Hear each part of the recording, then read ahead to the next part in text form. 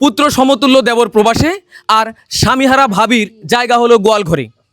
দুঃখজনক এবং হৃদয় বিদারক এই ঘটনার সব কিছু জানার জন্য আমরা এই বাড়িতে চলে এসেছি। আপনি কে? আপনার কি হয় উনি? যা হয়। হ্যাঁ হ্যাঁ, আপনার স্বামী তো প্রবাসে, তাই না? জি। আপনার যাকে এখানে গোয়ালঘরে শুয়ে রেখেছেন কেন? গোয়াল ঘরে শুয়ে রাখবো না, কি করব? বসে বসে খায় আর চর্বি জমাচ্ছে, কোনো কাজ কাম কিছুই করে না। মানে সে কাজকর্ম করে না বলে তাকে এভাবে রাখছেন আপনি? হ্যাঁ শুনেন, সাধারণ একটা কথা বলি, একটা যে পাতিল মাজবে সে পাতিলটাও মাজে না, তো আমি বসাই বসে খাওয়াবো নাকি? আমার জামাই কামাই করে দেবে আর বসে বসে খাবে আর চর্বি জমাবে আর কোনো কাজ কাম করবে না, বলে আমার মাজায় ব্যথা, কোমরে ব্যথা, আমি এইটা পারি না, ওইটা খাবো কত হাউস জানেন না, কাজ করতে পারে না। আবার খাবার খাবার কোথায় থেকে আসে? হ্যাঁ, আমার জামাই কামাই করে দেয় আর বসে বসে গিলে। এটা তো স্বাভাবিক যে দেবর রোজগার করতেছে, দেবরের রোজগার সে খাবে। ভাই আপনি কি প্রতিবেশী নাকি? হ্যাঁ ভাই, প্রতিবেশী। আপনার প্রতিবেশীরা এরকম ভাবে দেখতেই পাচ্ছেন যে তার বড় ভাবিকে তার যাকে এরকম শুয়ে রাখছে গোয়াল ঘরে, আপনারা কিছু বলছেন না? আপনারা এই বিষয়ে কি জানেন একটু বলুন। বিচার কিরা করবি রে ভাই? বিচারক যদি অন্যায়কারী হয় সে নাকি বিচার থায়? হ্যাঁ, কারণ ভাবি দেবরকে যথেষ্ট কোনো সন্তানের মতো ভালোবাসছি, একটাবারও চিন্তা করে নাই যে তারও কিন্তু একটা সন্তান হবি, অথচ দেবরকে মানুষ করার জন্য সন্তান বলতে নেয় নাই, অথচ সেই ভাবি এই মহিলা এত অত্যাচার করে। হ্যাঁ, বেশি কথা কইবেন না। না না, আপনি রাগ করছেন কেন? ওনাকে বলতে দিন। তার মানে ওই দেবরকে মানুষ করার জন্য ওনারা সন্তান নেয়নি? সন্তান নেয়নি, এত কষ্ট করে মানুষ করছে, আবার অনেক টাকা পয়সা জমি জমা বিক্রি করে দেবরে আবার বিদেশে পাঠাইছে। তাহলে সেই বিদেশেটা সে বোকধল করে খাইতেছে, অথচ তার থাকার জায়গা পর্যন্ত তাকে দিচ্ছে না। গোয়াল ঘরে তো জায়গা না, তাকে বাইর করে দিছে। সে কোনো নিরুপায় ভাবে হানে শুয়ে রয়েছে।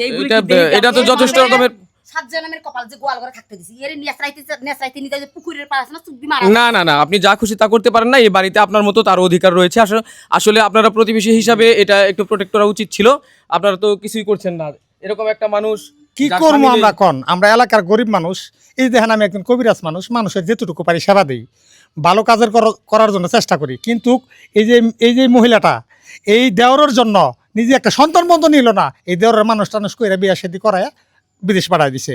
কিন্তু বিদেশ পাঠায় দেওয়ার পর এই যে মেয়েরা দেখেন, আপনি পোশাক আশাক দেখেন, চুলের কাটিং দেখেন, হ্যাঁ, ওই হ্যাঁ খাওয়ান দাওয়ানো দেয় না, আর অত্যাচার করে আমরা কিছু কইলে আমাদের এমন ভয়ভীতি দেখায়, ডরে আমরা কেউ কিছু কই না। এখন আপনি আসছেন, দেখেন এটা একটা ভালো কি করে দেওয়া যায়, ওনারা তো বাসন লাগবো কোন?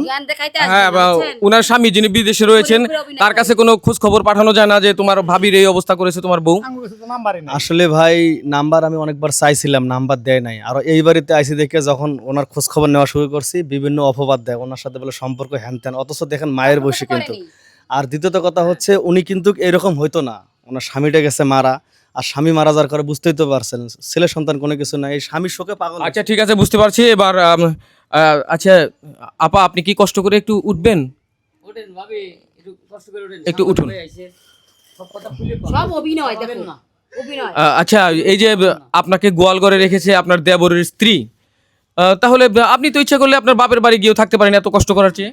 ভাই আমার যাওয়ার মতো কোনো জায়গায় জায়গা নেই। যখন আমি বাড়িতে বিয়ে হয়ে আসি আমার শ্বশুর শাশুড়ি মারা যায়, আমার এই দেওয়াটার আমি অনেক কষ্ট করে মানুষ করছি ভাই। আমার স্বামী জমি জায়গা বিক্রি করে আমার দেওয়াটার আমি বিদেশ পাঠাইছি। আমি একটা সন্তান পর্যন্ত নেই নেই ভাই এই দেওয়ারের লেগা। আজকে 2 মাস আগে আমার স্বামী মারা গেছে, আমার ঘরে সব কাজ কাম করে গোয়াল ঘরে ফেলা রাখছে। আমি কি অপরাধ করেছি ভাই? আর আমি কই যাবো? আমার যাওয়ার জায়গা নেই ভাই। আসলে বিষয়টি অনেক কষ্টের। দেবরকে এত কষ্ট করে লালন পালন করে শেষে বিদেশ পাঠিয়েছেন এবং দেবরকে মানুষ করার জন্য সে একটা সন্তান পর্যন্ত নেয়নি তারা। তো যাই হোক, এই হৃদয় বিদারক ঘটনাতে আমরা সত্যি মর্মাহত। আমরা চাই এরকম পরিবারের কোনো কেউ যেন অবহেলিত না থাকে, সে বিষয়ে আপনারা অবশ্যই লক্ষ্য রাখবেন। ভালো থাকবেন, সুস্থ থাকবেন। আবার কোনো ভিডিও নিয়ে আপনাদের সামনে হাজির হব। আল্লাহ হাফেজ।